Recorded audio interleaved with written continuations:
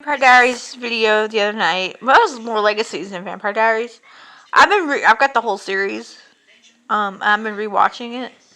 I watched a little bit of the first season, but season 2 is like to me where it like really picks up and becomes something different. So it's not like careful. So it's not like the same boring routine. My favorite season, like I said in the ranked video, the CW ranked video, that it was season 4, and it still is. But I can't wait to get to the last 2 seasons because I've never really watched a whole lot of them. But just to see where everything kind of ends up. And it's strange because a show like that goes on for a long period of time. Smallville did the same thing. It's like you go back and you look at the first season and then you look at the last couple seasons and it's like it doesn't feel like the same show anymore. And Arrow's that way too. I feel like CW has an 8-season limit on their shows because Arrow got 8 seasons, Vampire Diaries got 8 seasons. The Flash is heading into season 8 now. I don't think he's going to be going off though. Supergirl's ending Tuesday.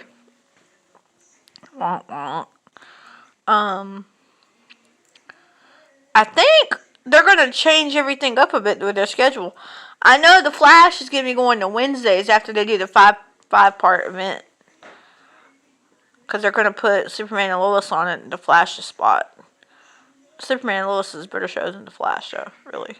Flash used to be good. Now he's boring. But, Vampire Diaries, though, season 1 of it was kind of boring. After the pilot, it's kind of boring. And then around season 2, it kind of like picks back up. But the whole thing with Klaus and Jenna, though, I don't remember any of that. I need to go back and when I get to that part of it, I need to watch that again because I started getting into Vampire Diaries really around season 3. So, like the first 2 seasons, I watched like here and there, but like season 3, I became a every week watcher of it. And then the originals came along, and I was like, cool. So I started watching there for a while. I was watching the originals more than I was Vampire Diaries, and then Legacies came along, and I was kind of like, eh. But then I kind of started watching Legacy series, so it's like, okay, but it's kind of weird.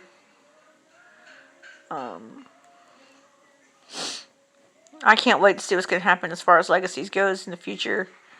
With the whole, because now Malvor's kind of out of it, and it's like Hope's becoming the person she should have always been. But it's weird, and somebody on Facebook pointed this out the other day.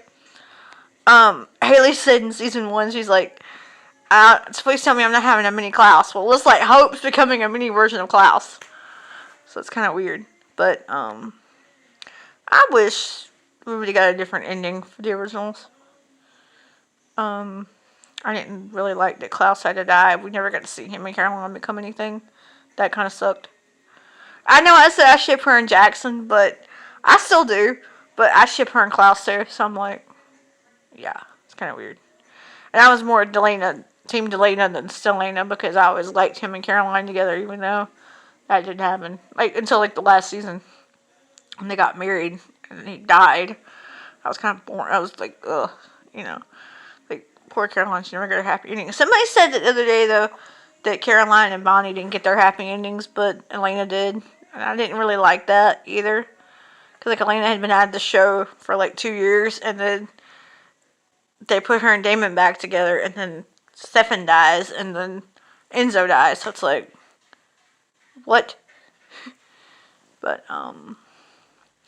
that being said, bye for now.